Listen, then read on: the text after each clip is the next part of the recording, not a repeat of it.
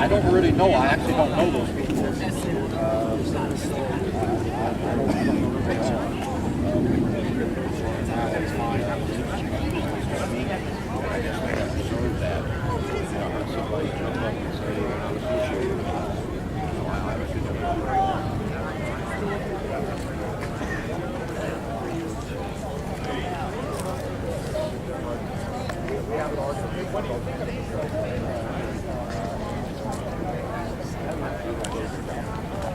Let me just say on behalf of those who could not be here, I wouldn't hold it against them. It's organized on very short notice. I think there's tremendous solidarity among folks. I've seen very little problem with respect to egos in this matter. I think we are really joined as a community of Americans who appreciate the danger and want to work together. So the call to do that is certainly very strongly endorsed. Let me just add that I think the Tea Party movement does understand this. They simply have not focused on it as much as they need to. Our purpose in part, with Sharia, the Threat to America, this book, with the work that these several groups are doing and many others who could not be here are doing, is to try to ensure that those people who understand indeed the importance of our Constitution have Perez from Rescue Nubia.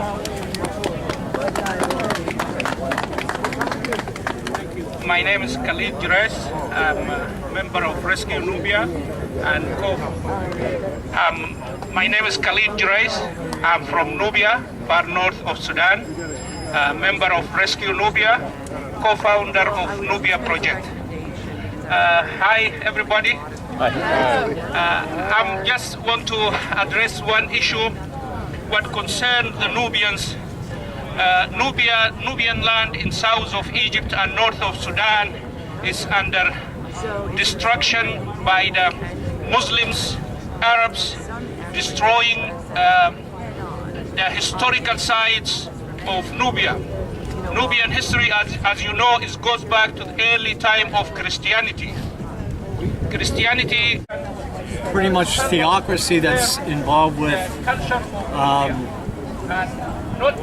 the Islamic way of doing things. Sharia is a way for them to tax the infidel,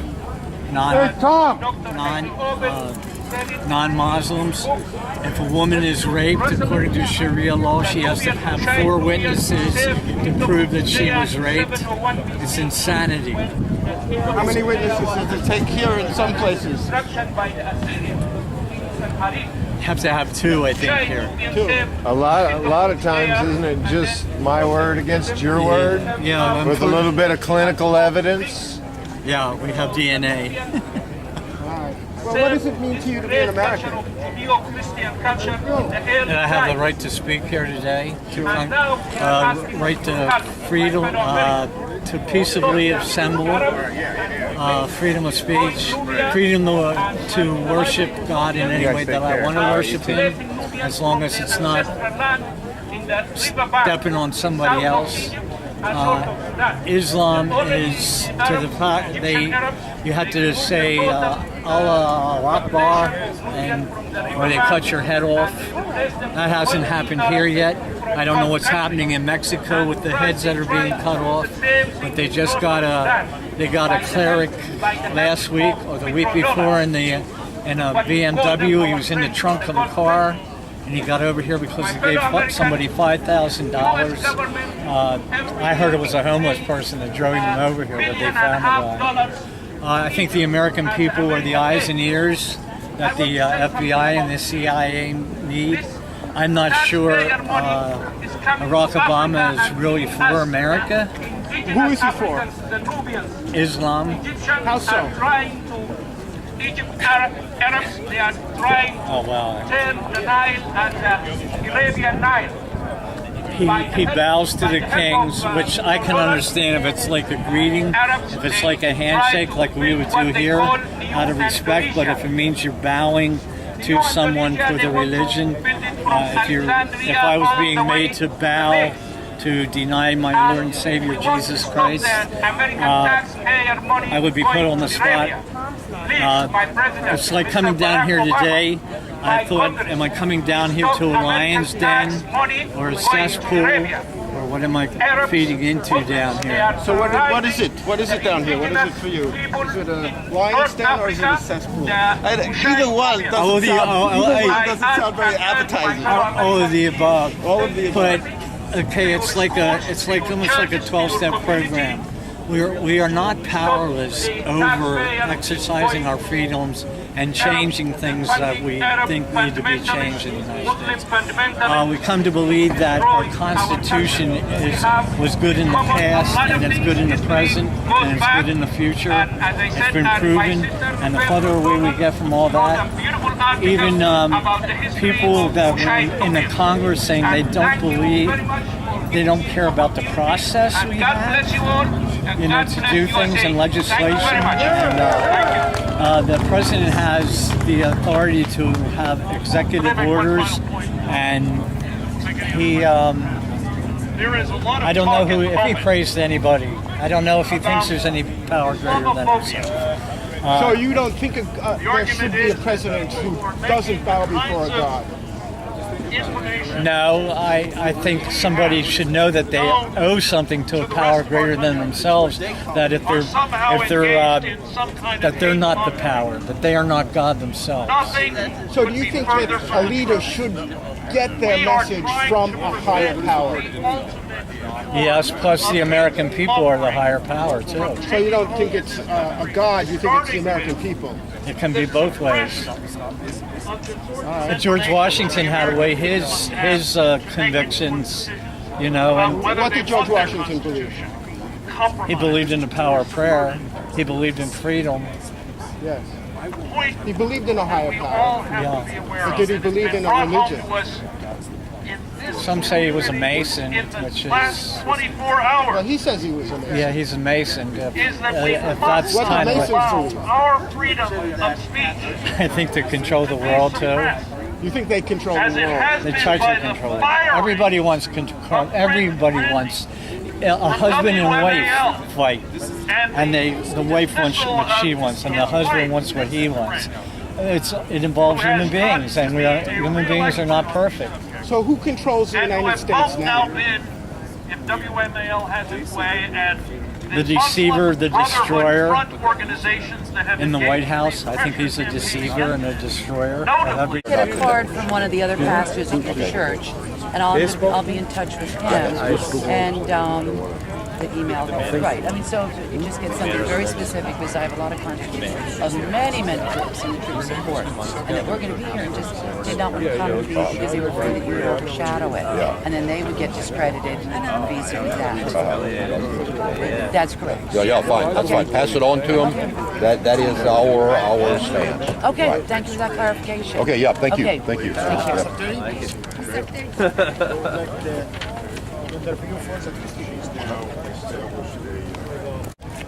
We are basically here for two reasons.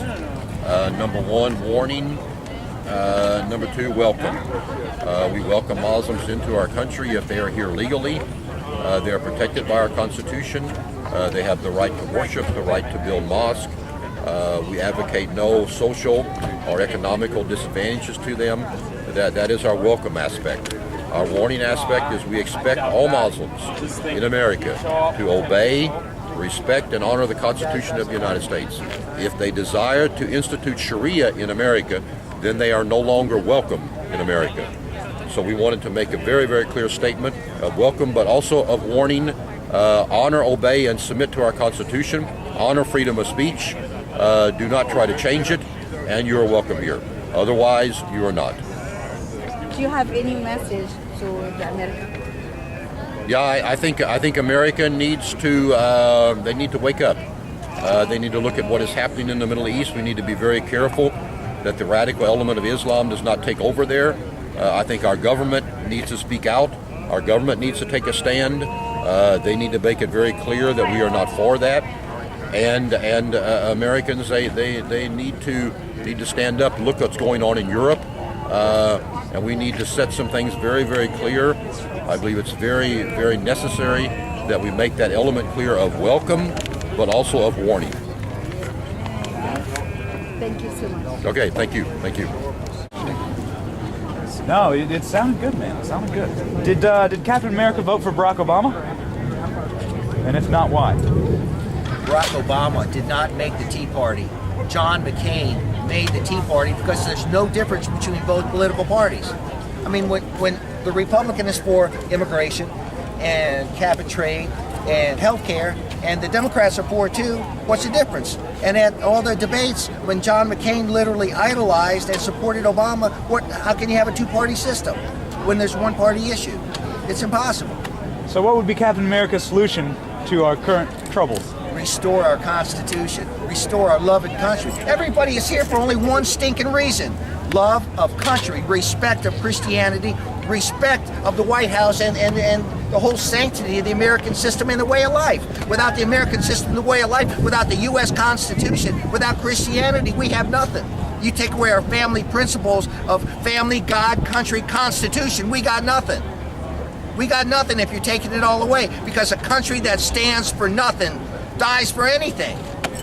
You stand for nothing, you die for anything, and we're nothing. We need to find our founding principles. We need to remember our founding principles, and we need to remember what made this country great. Love of country, love of Christianity, and the shield that protects America, which is the U.S. Constitution. I'm the captain, and I endorse this message. That's it. I think Jesus does. Hey guys. Oh, I'm sorry. No problem. But, are you here? What are you here for? well, I love Muslims, but I don't want any Sharia law for America. Okay. So there's a difference between loving Muslims and loving Sharia. Makes sense. Can we ask you a couple questions? Sure. I'll just get my camera ready. Okay. Do you think that there's honestly a possibility that Sharia could come to the United States? I don't think so. How many Muslims do you think are in the United States? I heard less than 10%, maybe 2, maybe 5. Okay. Thank you. Forgot his name. They changed his name.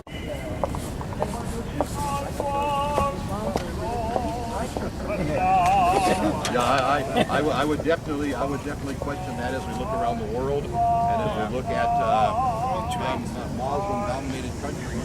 I think what Americans have to realize it's not very important what Islam says in America or what Muslims say in America, because they're in the minority. What is important is what does a minority say and practice when that minority becomes the majority. And we see in Muslim-dominated countries that they oppress Christians and minorities. So actually what they are saying here is just a force. Gary, I just want to say this. Obviously we have a sizable group that's gathered around us here, but really this is the best of what America is. What I'm looking at today is people who love this country. We have a gentleman standing over here to my right that has a t-shirt that says everything I ever needed to know about Islam I learned on 9/11. Yes, stay back here if you would, please. Praise God. I like that t-shirt. Did you make that yourself? Yes, we designed it. Here's the front. Okay, 10th anniversary, never forget. Are you from New York? I see you. I was there on 9/11. What would you say? I was there on 9/11. You were there? You were at the ground zero on 9/11? Were you a part of the first responders? What were you doing there? I was one of the first responders. Bless your heart. What were some of the thoughts that went through your mind on that day? I can't put it into words. To this day, I still can't put it into words. Do you believe that Islam would